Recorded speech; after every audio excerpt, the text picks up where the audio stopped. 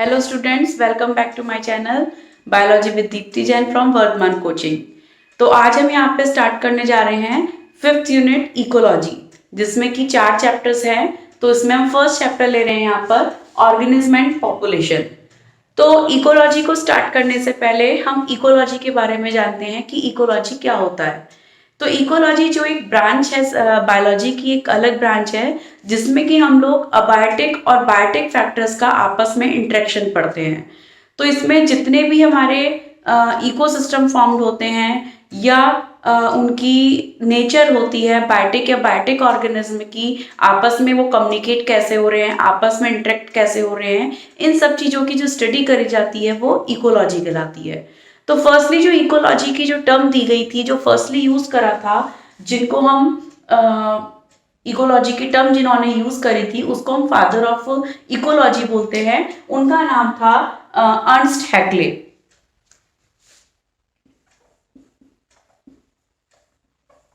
ये जो टर्म दी गई सबसे पहले किसने दी थी?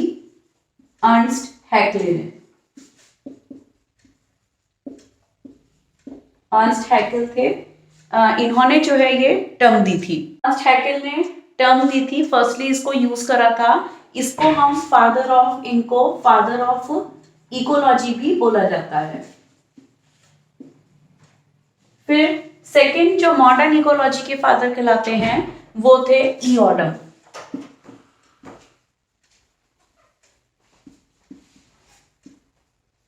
Father of modern ecology.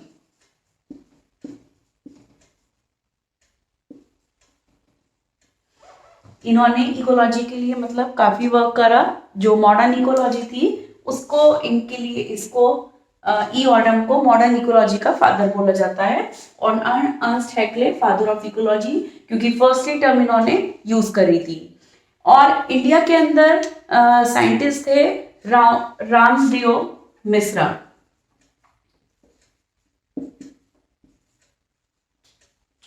जिनको कि बोलते हैं हम लोग father of ecology in India.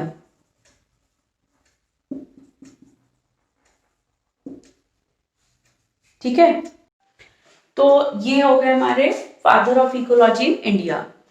तो अब हम बात करते हैं कि जो इकोलॉजी में हम स्टडी करते हैं, या जो हम एक लाइफ की या लिविंग ऑर्गेनिज्म की हम बात करते हैं, एनवायरनमेंट की बात करते हैं, तो वो आपस में जो इंटरेक्ट होते हैं या उनकी जो वर्किंग होती है वो एक बहुत कॉम्प्लेक्स सिस्टम होता है, या इनकी स्टडी जो है कॉम्प्लेक्सिटी को शो करती है। तो जिस तरीके से एक हेरिक्री लेवल हम पढ़ते हैं क्लासिफिकेशन के लिए कि किंगडम, फाइलम, फैमिली, इस तरीके से जो क्लासेस पढ़ी जाती हैं, हेरिक्री टेक्सास पढ़े जाते हैं, उसी तरीके से इकोलॉजी में लेवल्स होते हैं।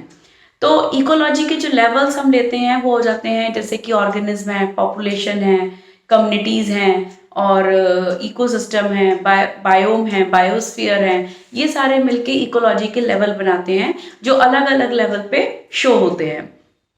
तो अगर हम इकोलॉजी की स्टडी करते हैं तो हमारे माइंड में, या किसी भी टाइप से अगर हम कोई चीज पढ़ रहे हैं, तो हमारे माइंड में क्वेश्चन पुट अप होते हैं कि अगर बर्ड्स हैं तो बर्ड्स क्यों बोल रही हैं, क्यों गाना गा रही हैं, जो भी सिंग कर रही हैं, तो वो क्यों करती हैं ऐसा और कैसे करती हैं। अगर हम कैसे में क्वेश्चन देखते हैं, हाउ में क्वेश्चन देखते हैं, तो हम उसकी वर्किंग देखेंगे, उसकी वॉइस बॉक्स की, उसकी वॉइस बॉक्स को लेकर हम उसकी वर्किंग देखेंगे कि वो किस तरीके से बोलते हैं। या अगर हम लोग अपनी बात कर रहे हैं कि हम लोग बोल रहे हैं तो कैसे बोल रहे हैं, तो हम अपने वॉइस बॉक्स को चेक करेंगे, हम अपनी उसकी थ्रॉट की वर्किंग, वॉइस बॉक्स की वर्किंग को फाइंड करते हैं। अगर हम बोलें कि हम लोग क्यों बोल रहे हैं या बर्ड्स क्यों बोल रही हैं, तो उसका वर्क क्या मीनिंग आ जाएगा, क्या आंसर आ जाएगा कि आपस में कम्युनिकेट करने के लिए बर्ड्स जो हैं वो बोलती हैं। हम लोग जो बोलते हैं, सुनते हैं, उस चीज को हम समझ सकते हैं, लेकिन हम बर्ड्स की लैंग्वेज हम इजीली, वो लोग आपस में कम्युनिकेट क्या कर रहे हैं हम नहीं समझ पा रहे हैं। तो इन चीजों की जो वर्किंग पढ़ी जाती है या उनको रिलेट करा जाता है कि वो आपस में, वो बर्ड्स आपस में अपनी लैंग्वेज समझ पा रहे हैं, अपने आप को कम्युनिकेट कर रहे हैं, तो इसीलिए वो क्या कर रहे हैं, बोल रहे हैं। तो इस तरीके से कई क्वेश्चंस होते हैं कि कोई फ्लावर है तो फ्लावर जैसे नाइट ब्लूम्स होते हैं तो नाइट ब्लूम्स नाइट को ओपन होते हैं, क्यों होते हैं? वो वाइट कलर के ही क्यों होते हैं? कैक्टस जो है डेजर्ट में ही क्यों ग्रो होता है और कहीं ग्रो क्यों नहीं हो सकता? तो इस तरीके से कई क्वेश्चंस आते हैं माइंड में हम लोगों के कि वो ऐसा क्यों होता है, कैसे होता है। तो इन सब चीजों की जो वर्किंग जुड़ी हुई है कहीं ना कहीं, वो हम लोग इकोलॉजी के कंसेप्ट से क्लियर कर सकते हैं। तो इकोलॉजी, फर्स्टली हम बोल रहे हैं कि इकोलॉजी जो होती है वो क्या होती है? बायोलॉजी की ब्रांच है। तो इकोलॉजी को हम क्या बोलते हैं? It is the branch of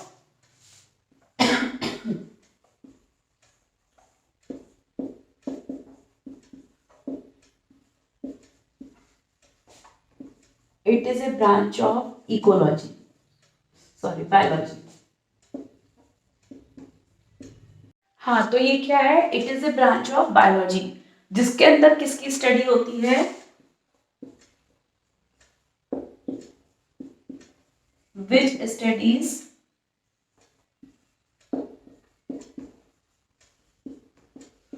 interaction among organisms and between organism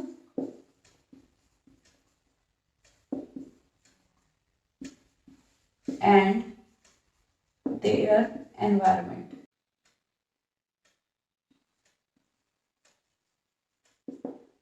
environment, तो किसकी स्टडी होगी? Which studies the interaction among organisms between organism and their environment. जो आपस में इनका इंटरेक्शन है ऑर्गेनिज्म और एनवायरमेंट के बीच में, इनके अंदर जो स्टडी करी जाती है वो ब्रांच कहलाती है इकोलॉजी की। तो इकोलॉजी में इसके हम दो फैक्टर्स बोल सकते हैं। फैक्टर्स हो गए biotic and abiotic. Biotic factor में लिविंग ऑर्गेनिज्म आ जाते हैं। अबायोटिक फैक्टर फिजिकल फैक्टर होता है, यानी कि इसमें एनवायरमेंटल कंडीशंस आ गई। तो कि कोई भी ऑर्गेनिज्म आपस में एनवायरनमेंट के थ्रू जुड़ा हुआ है, कनेक्ट है। अगर वो आपस में कनेक्ट नहीं है, इंटरेक्ट नहीं है, तो वो क्या कर सकता है? आप सरवाइव नहीं कर सकता। अगर हम देखें प्लांट्स ग्रो होते हैं तो उसको ग्रोथ करने के लिए अपनों का अपनी फोटोसिंथेसिस रिएक्शन, अपनी मेटाबॉलिक एक्टिविटी करने के लिए उसको सनलाइट भी चाहिए, वाटर भी चाहिए और सॉइल भी चाहिए। तो ये एक फिजिकल एनवायरनमेंट हो गया जो उसको नेचर से मिल रहा है। वो कैसे हो गया? एनवायरनमेंट, अबायोटिक फैक्टर हो गए। उसमें वो ग्रोथ कर रहा है, ग्रोथ करके अपने अपने अंदर फूड्स ला रहा है। उसको एज ए फूड लेते हैं एनिमल्स, और वो एनिमल्स क्या कर रहे हैं? अपने फूड के लिए किस पे डिपेंड हो गए? प्लांट्स पे। तो प्लांट्स और एनिमल का इंटरेक्शन हो गया। उसी तरीके से एनिमल साथ में फूड तो प्लांट से ले रहा है, लेकिन एनवायरनमेंट से कैसे जुड़ा हुआ है? अपनी रेस्पिरेशन के लिए। ऑक्सीजन को किसके थ्रू लेगा? वो एयर के थ्रू लेता है। तो इस तरीके से सारे ऑर्गेनिज्म, और या इन ऑर्गेनिज्म की, प्लांट्स और एनिमल्स की डेथ हो जाती है तो उसको डिकम्पोज कौन करते हैं? माइक्रोब्स करते हैं। वो माइक्रोब्स उनको फिर किस में मिक्स कर देते हैं? सॉइल के अंदर।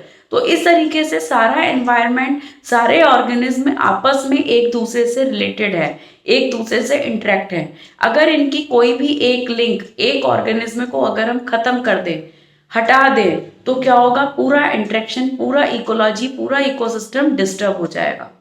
अगर हम डिफॉरेस्टेशन करते जा रहे हैं, फॉरेस्ट हटाते जा रहे हैं, तो क्या हो रहा है? प्लांट खत्म हो रहे हैं, जिसकी वजह से बीच का इंटरेक्शन खत्म हो रहा है, ग्लोबल वार्मिंग क्रिएट हो रही है। तो इस तरीके से क्या हो रही है? हमारी इकोलॉजी डिस्टर्ब हो रही है, इकोसिस्टम हमारा डिस्टर्ब हो रहा है। तो इसी तरीके से इकोलॉजी के अंदर हम कुछ लेवल देखते हैं।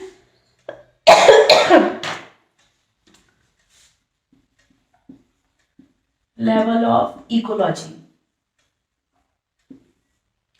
तो फर्स्ट इसमें लेवल आ जाता है ऑर्गेनिजम्स। ऑर्गेनिज्म के बाद आता है पॉपुलेशन। ठीक है, ऑर्गेनिज्म, पॉपुलेशन और बायोटिक कम्युनिटी,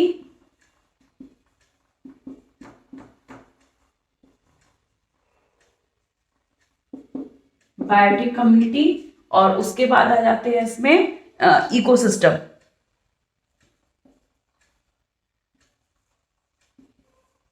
इकोसिस्टम के बाद आता है बायोम,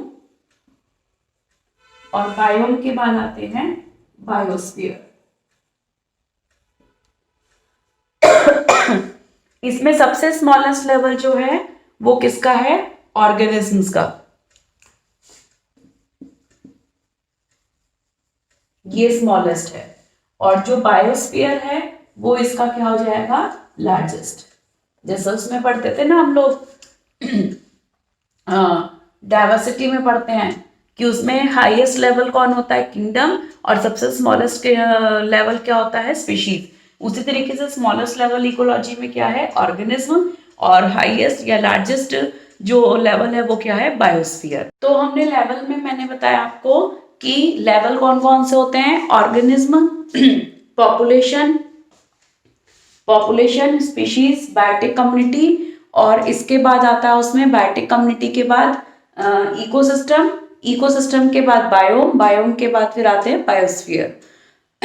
तो ऑर्गेनिज्म जो है वो सबसे क्या है? स्मॉलेस्ट है। ये क्या हो गई? स्मॉलेस्ट लेवल हो गया इकोलॉजी का। तो ऑर्गेनिज्म हम किसको बोलते हैं? जो भी एनवायरनमेंट में एक लिविंग कंपोनेंट होता है इंडिविजुअल लेवल पे, उसको हम क्या बोलते हैं? Organism. Living component of the environment and individual level is called the organisms. ठीक है, तो स्मॉलेस्ट यूनिट होती है इकोलॉजी की, स्मॉलेस्ट लेवल है, और कोई भी एनवायरनमेंट में एक इंडिविजुअल लेवल पे जो भी लिविंग कंपोनेंट होगा वो हमारे लिए क्या होता है? ऑर्गेनिज्म। तो ऑर्गेनिज्म जो इकोलॉजी में हम देखते हैं वो एक फिजियोलॉजिकल इकोलॉजी होती है, जो डिफरेंट ऑर्गेनिज्म किसी भी एनवायरनमेंट में किसी भी पर्टिकुलर एरिया के अंदर वो अपने आप को वहां पे सरवाइव करने के लिए किस तरीके से अडेप्ट होते हैं, किस तरीके से अपने आप को एडेप्ट करते हैं ताकि वो इस एनवायरनमेंट में रह सके, वो पूरा एक ऑर्गेनिज्म लेवल पे हम लोग स्टडी करते हैं। उसके बाद आता है पॉपुलेशन। तो पॉपुलेशन होता है sum of total of all individual of a species. किसी भी स्पीशीज के जितने भी इंडिविजुअल्स का टोटल है एक पर्टिकुलर जियोग्राफिकल एरिया में, उसको हम क्या बोलते हैं? पॉपुलेशन। ठीक है, तो यानी कि sum of total of all individual of a species, यानी कि total number of individuals of a species, किसी भी स्पीशीज के इंडिविजुअल, किसी भी स्पीशीज के जो ऑर्गेनिज्म हैं उनका टोटल मिलके क्या बनाता है? पॉपुलेशन को। और स्पीशीज क्या होता है? ग्रुप ऑफ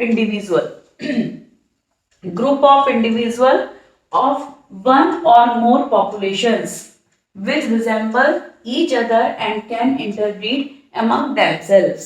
किसी भी एक पॉपुलेशन या एक से ज्यादा पॉपुलेशन के जितने भी इंडिविजुअल्स के ग्रुप्स होते हैं वो स्पीशीज कहलाती हैं। वो आपस में रिजेंबल भी कर सकते हैं और एक दूसरे के बीच में इंटरब्रीड भी कर सकते हैं, उसको हम क्या बोलते हैं? स्पीशीज।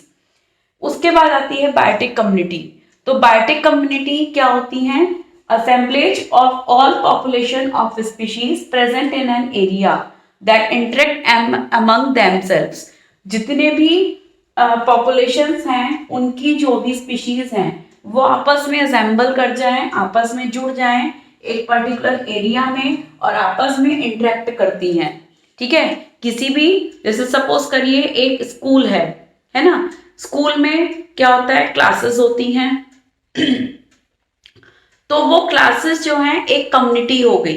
ठीक है, या हम लोग एक एरिया में रह रहे हैं, उस एरिया में कई सारी कॉलोनी होती हैं तो वो कॉलोनी एक कम्युनिटी आ गई।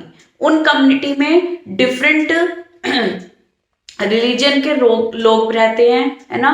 कोई मॉडर्न मिलेगा, कोई हिंदू होगा, कोई मुस्लिम होगा या कोई सिख होगा। तो इस तरीके से डिफरेंट रिलीजन के जो लोग मिलकर रह रहे हैं वो हमारे क्या कहलाती है? है वो कम्युनिटी बन गई। ये डिफरेंट कम्युनिटी के कम्युनिटी आपस में मिलके जो है वो क्या बना देंगी? इकोसिस्टम को बना देगी।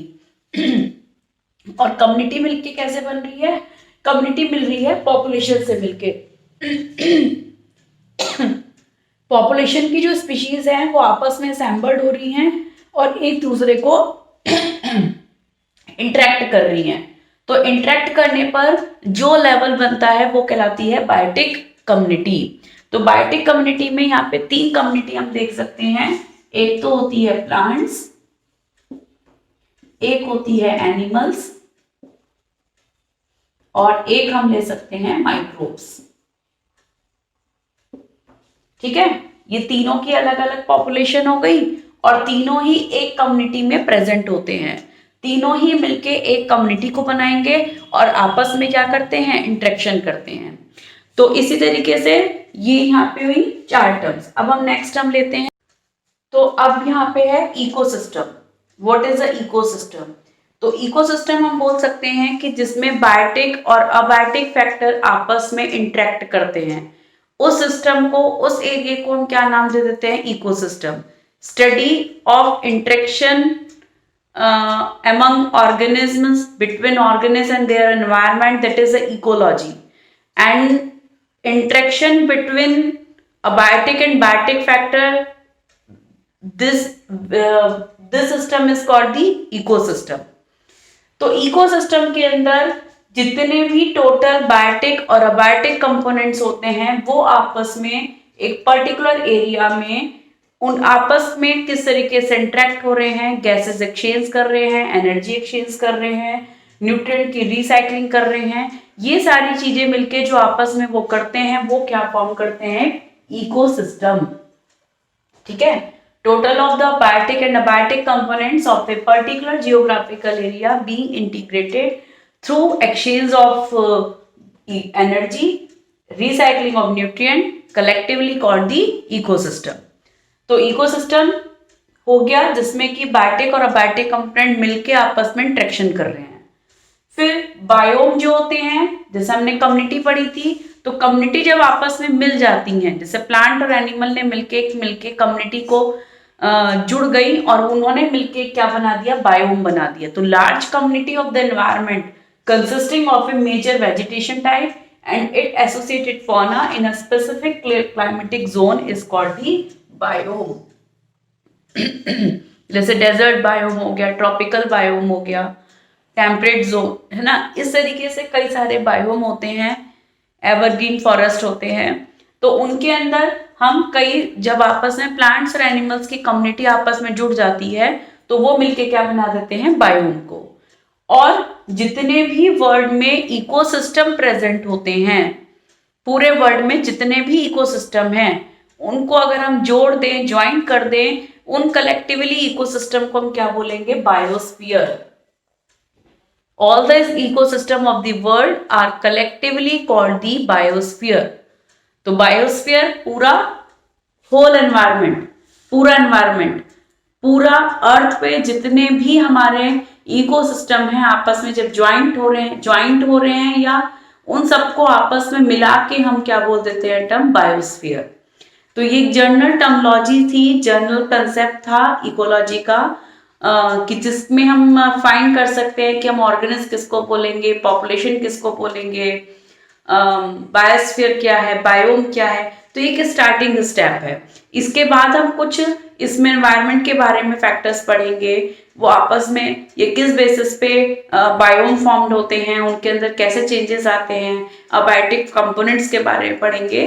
तो इस तरीके से मैं आपको वीडियो आपके पास लाती रहूंगी, तो आप मेरा चैनल देखते रहिए और नेक्स्ट वीडियो लेकर आऊंगी बहुत इंटरेस्टिंग टॉपिक और इम्पोर्टेंट टॉपिक के साथ। तो आज के लिए बाय बाय।